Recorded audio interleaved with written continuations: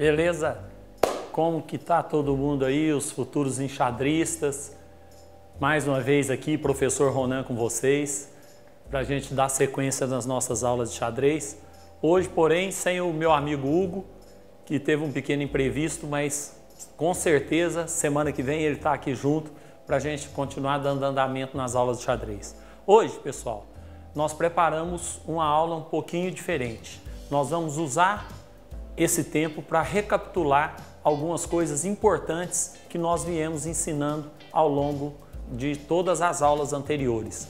É um resumo dos aspectos importantes para um enxadrista conseguir fazer um bom jogo, uma boa partida, tá? Então, primeiramente, eu gostaria de lembrar vocês que o xadrez, ele é muito autodidata. É um jogo que o aluno ele tem que buscar estudar, aprofundar no xadrez.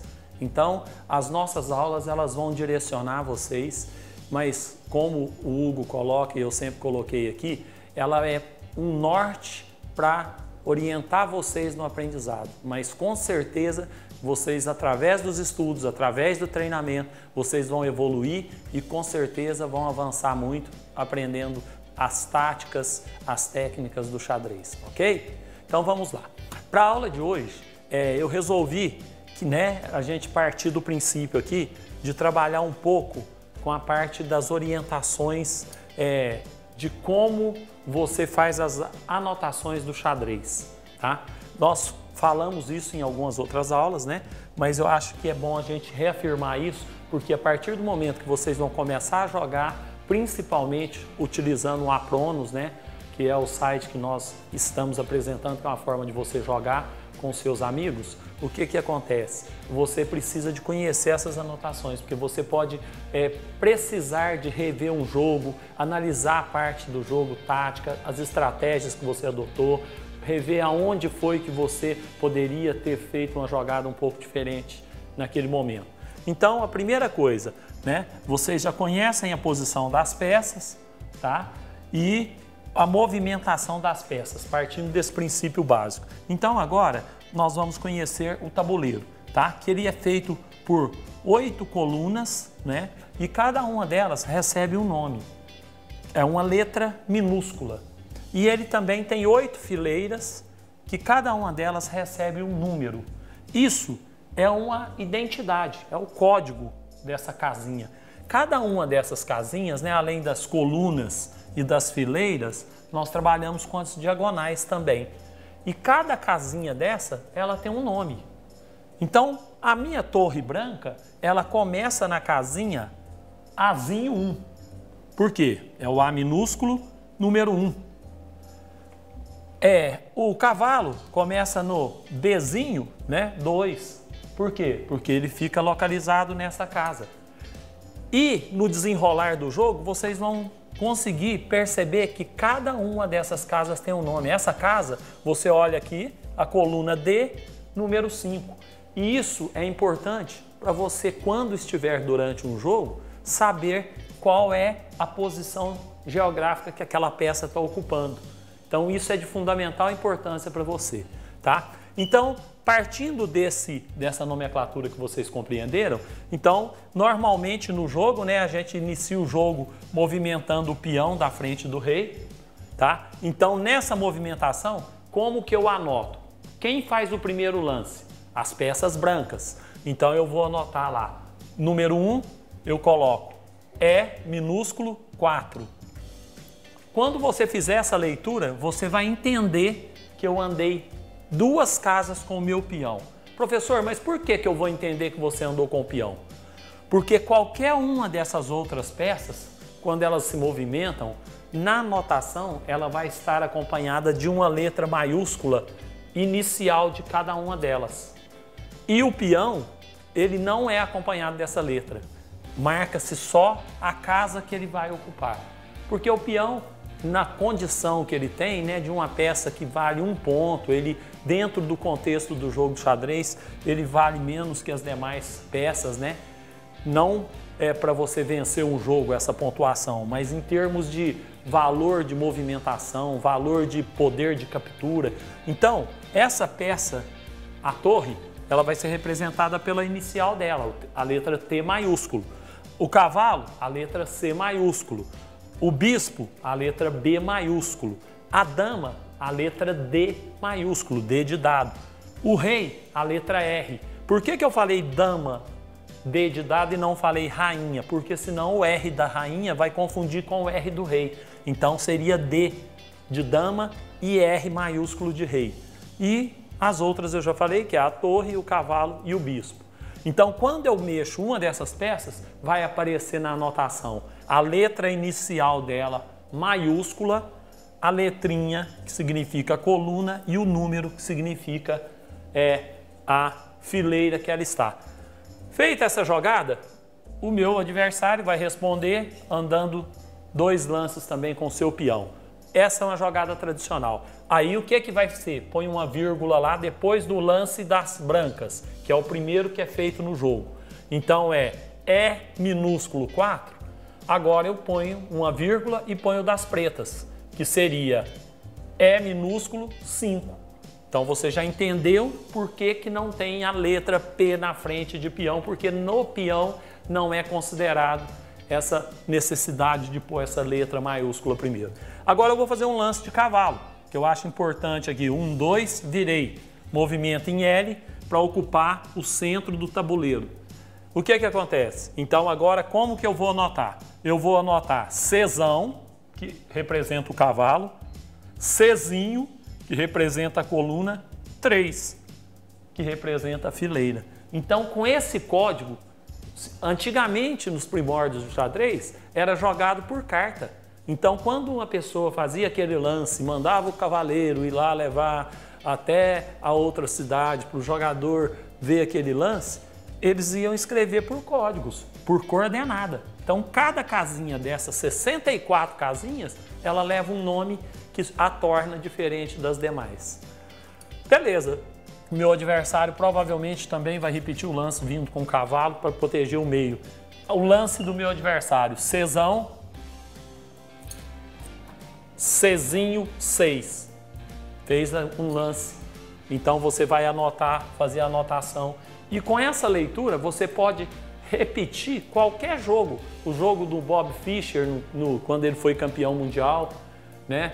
Então você pode reprisar qualquer uma das partidas que você quiser, sabendo escrever e anotar essas coordenadas. Agora, quando acontece de uma peça, agora a vez das brancas, né? Então eu vou colocar essa peça minha aqui, andei com outro peão, tá? Então como que eu vou anotar? Eu vou colocar agora Dzinho 4. Você já sabe que eu mexi foi com o peão, porque não tinha uma letra maiúscula à frente.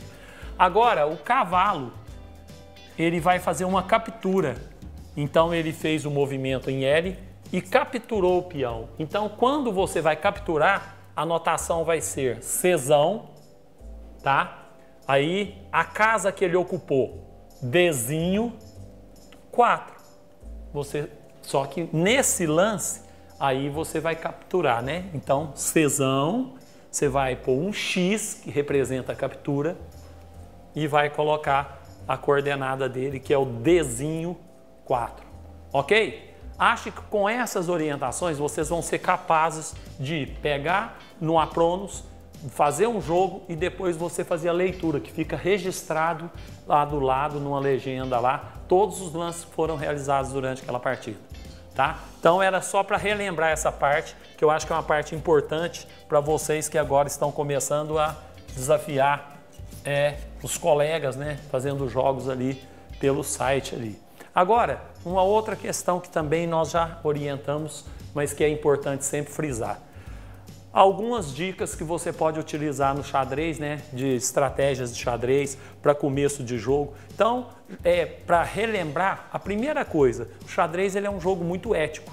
Então, tem uma regra, né, que é peça tocada é peça jogada. Então, quando você coloca a mão numa peça, você tem que mexer com aquela peça. Então, preste atenção, às vezes vai começar o jogo, dá início à partida, você sem querer pega o peão que está à frente da dama. Aí você vai ter que mexer com ele. E, por favor, No xadrez não tem aquela, posso repetir? Posso movimentar o outro? Eu mexi errado. Não faça isso, porque isso não é legal, isso não é ético. Então, primeira dica, peça tocada é peça jogada. Segunda coisa do xadrez, o árbitro, ele só confirma o resultado. Os dois jogadores, eles é que levantam a mão, chamam o árbitro para poder justificar o que foi que houve. E aí sim, eles sabem a regra, eles conhecem a regra, então eles mesmos que vão estar tomando aquela decisão, simplesmente chamando o árbitro, para o árbitro verificar o que houve na relação do jogo. Então levanta-se a mão, para o relógio, colocando os dois pinos, né, um do lado do outro, nenhum dos dois lados abaixados, porque senão continua rodando o tempo do relógio, chama o árbitro e você apresenta a justificativa, tá? Então, mais uma vez, mostra a ética do xadrez, né? Que é o jogador com ele e o adversário terem que chegar no consenso e seguir a regra do jogo sem um árbitro ter que ficar fiscalizando, tá? No início do jogo, recomenda-se uma boa abertura, você movimentar o peão da frente do rei e os cavalos, sair com os cavalos. Por quê? Porque quando você faz uma abertura movimentando um peão à frente da torre, a segunda jogada sua, indiferente da jogada do adversário, o máximo que você vai conseguir é andar uma casinha com a sua torre. Isso, porque o resto você continuou com o jogo da mesma forma. As suas peças no início do jogo, elas estão adormecidas. E quando você faz um lance desse, você permaneceu com as peças adormecidas, porque a torre continuou presa pelas suas próprias peças. Então, olha, diferentemente de quando você faz um lance saindo com o peão da frente do rei. Você abriu a possibilidade de movimentar 1, 2, 3, 4. Tem 4 possibilidades para mexer com a dama, mais 1, 2, 3, 4, 5. Ao todo, você tem 9 possibilidades de movimentação, enquanto mexendo o peão da frente da torre, você está trocando essas 9 possibilidades por uma e a torre mesmo assim ficando presa entre as suas próprias peças. Normalmente, né, o adversário também vai sair com o peão. Por quê? Porque no princípio do jogo é importante você movimentar as peças visando ocupar o centro do tabuleiro. Aqui você estaria ocupando as 4 casas centrais, que são muito importantes no começo da jogada, tá?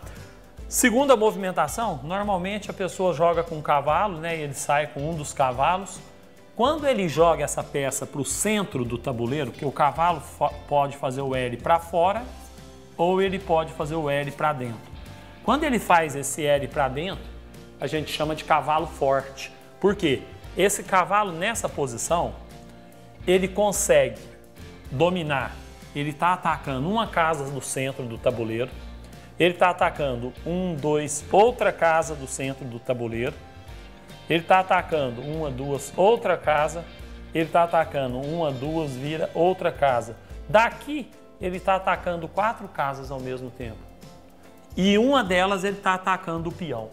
Quando eu faço a movimentação para fora, eu estou tirando ele da onde é a briga que você deve ter no começo do tabuleiro, que é ocupar o centro. Porque um cavalo aqui, a gente chama de um cavalo fraco.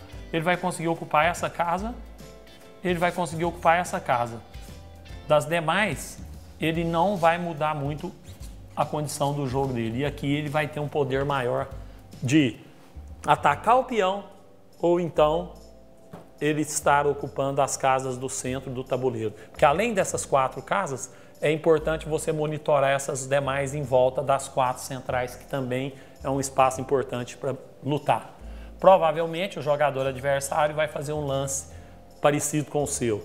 Assim você vai sair com o outro cavalo, preparando para fazer o seu roque. Ou então, se você achar melhor, você já pode sair com o seu bispo, tá? Pensando em fazer o roque menor, tá? Conforme nós já falamos, para fazer o roque você tem um lance especial que é muito utilizado, né?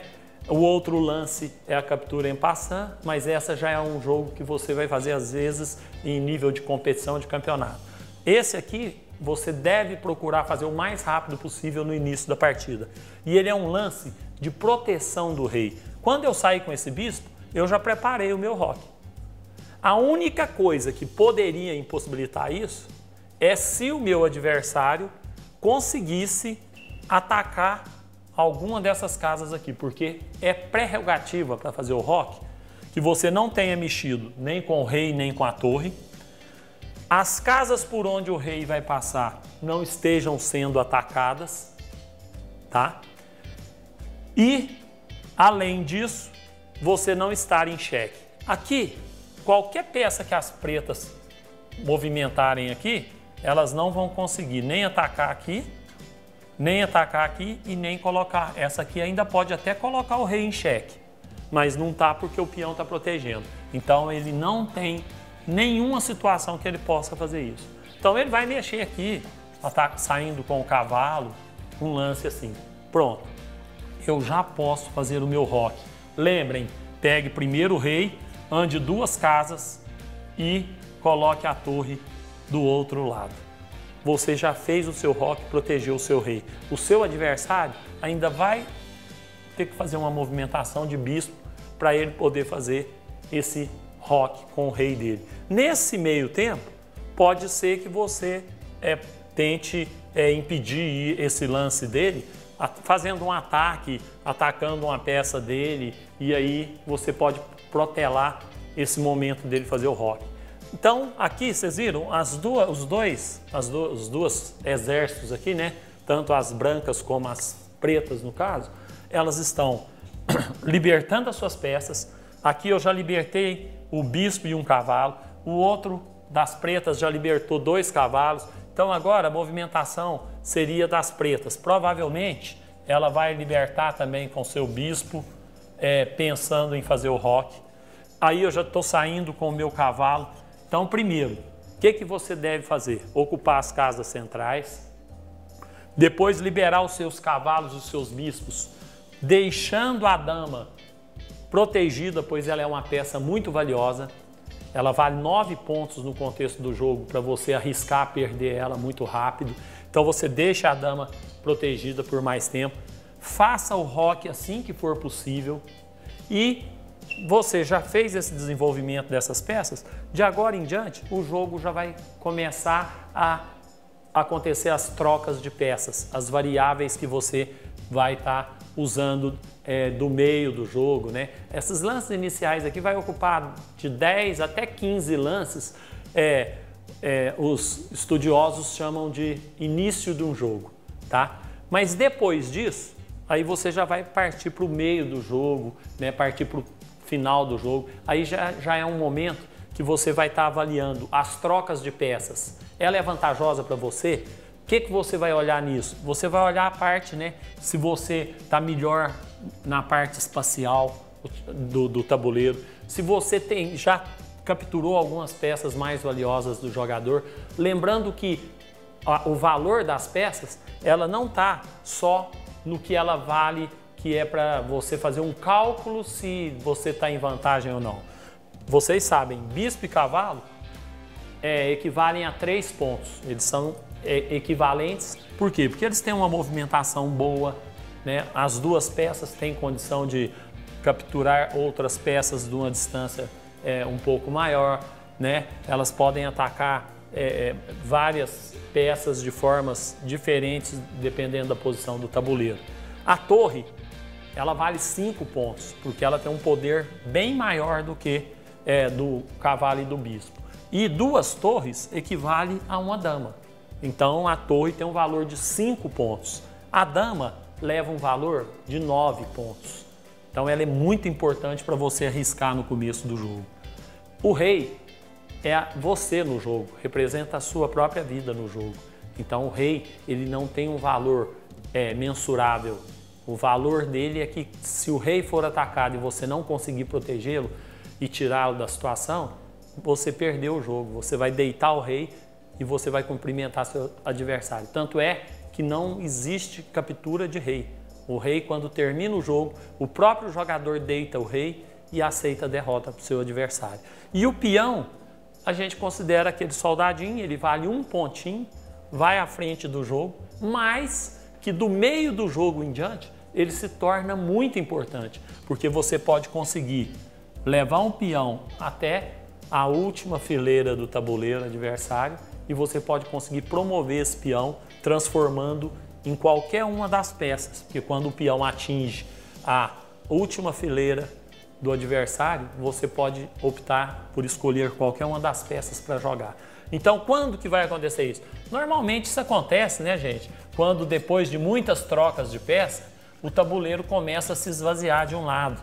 E aí você está caminhando com o seu peão. Muitas vezes, esse peão está inclusive protegido por uma outra peça. De repente, você está dando cobertura com uma dama. Porque mesmo que o outro jogador tente capturar ele, você vai estar protegendo com a dama, então o jogador não vai arriscar fazer uma troca dessa aqui. E aí você consegue chegar na última fileira promovendo o seu peão. Então é um lance, mas quando você tem como passar. Não adianta eu querer sair aqui de trás achando que eu vou pegar esse peão meu aqui e vou levar ele até lá de um lado que está todo fechado. Isso é impossível, eu não vou conseguir nunca chegar lá. Tá? Então, do meio do jogo para frente, você já vai pensar na possibilidade de promover um peão. Você vai colocar o seu rei no centro do tabuleiro, porque quando ele está aqui, o rei nessa posição ele fica fechado, né?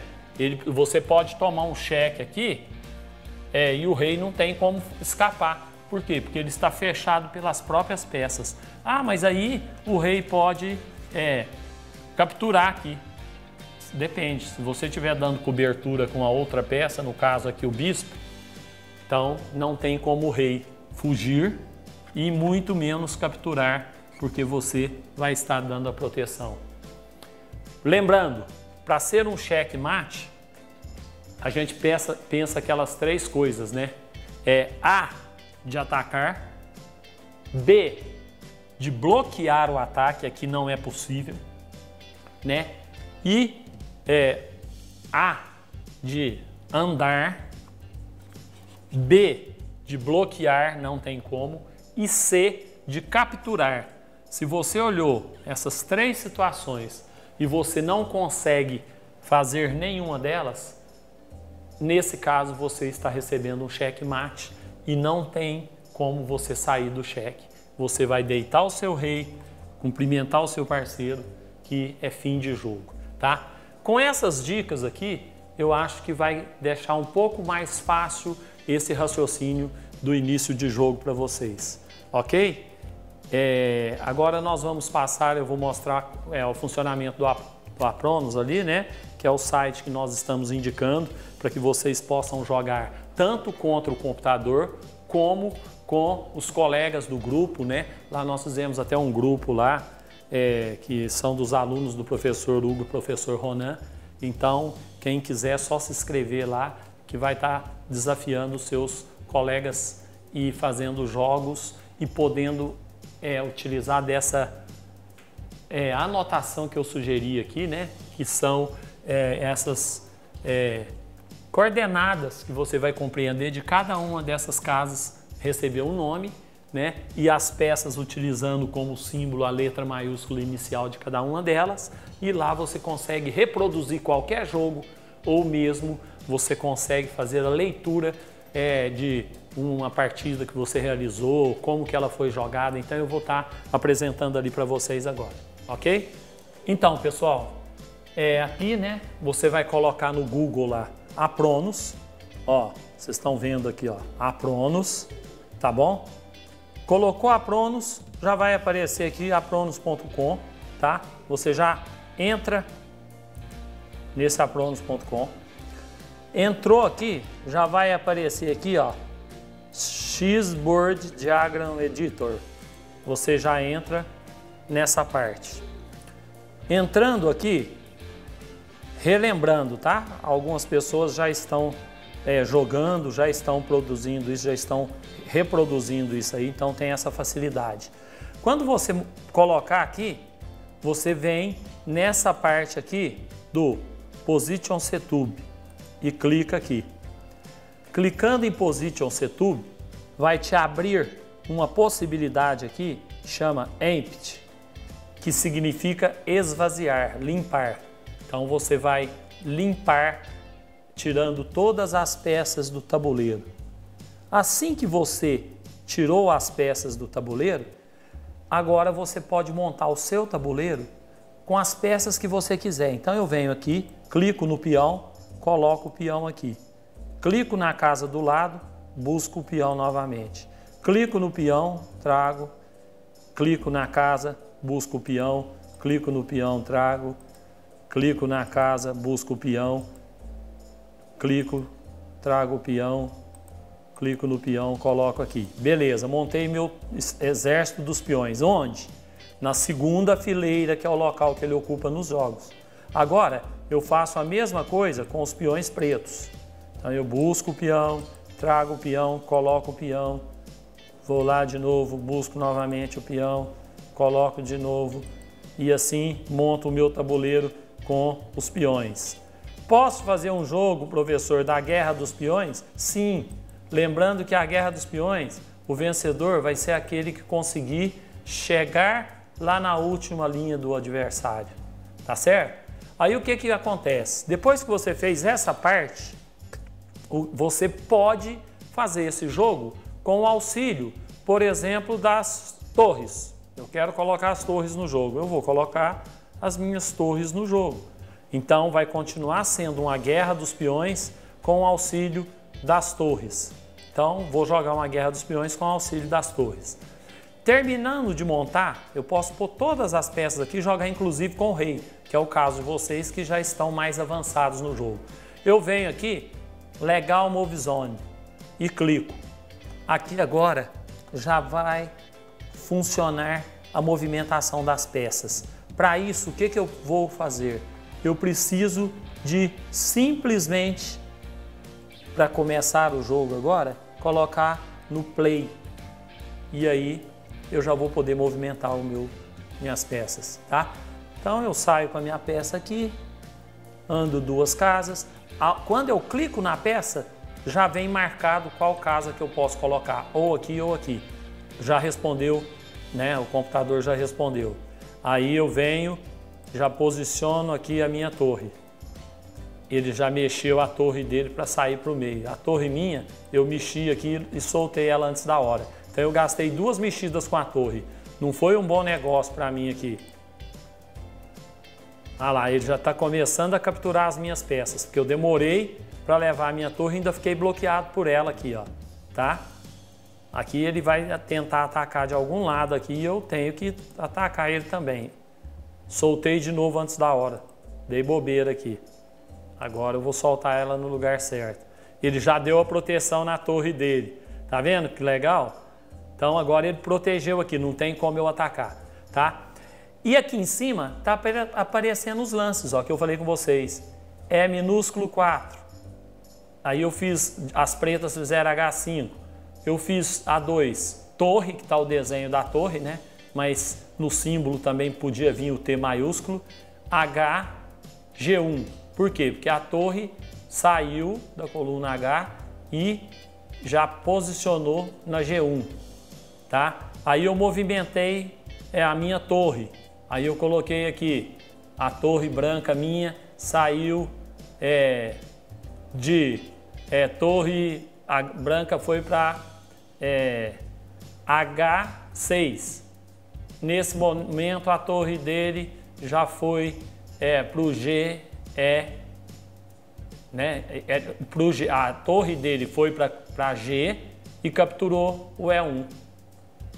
Então, com essa leitura que vocês fizeram hoje, através dessa aula que nós tivemos ali, mostrando a nomenclatura ali, as coordenadas do tabuleiro, você consegue realizar esse jogo. Terminou o jogo, eu perdi, eu quero começar novamente, eu posso trocar as peças. Agora eu quero jogar de preto aqui e o outro jogar de branco. Então basta eu vir aqui no cantinho e clicar aqui, ó, que eu vou trocar de peça, tá? E espero que vocês, com essas dicas, vocês possam, aqui você vai reiniciar o jogo, aqui você muda as peças, ó, eu quero jogar de preto agora, aí o computador vai jogar de branca, tá certo? Lembrando que sempre as brancas começam do lado aqui da casinha aqui, ó, A1 e as pretas sempre começa do lado do H8, tá? A8 e as brancas do lado da Azinho 1, ok? Espero que vocês tenham recapitulado aí, né, algumas aprendizagens das aulas anteriores e possa ajudá-los a continuar avançando no xadrez, porque nós precisamos de futuros enxadristas participando de eventos, de torneios, e para isso nós estamos treinando e criando esse grupo para vocês usarem. É muito fácil utilizar o site do Aprônomos. Um abraço, um grande abraço, até a próxima semana. Fiquem com Deus e fiquem todos bem.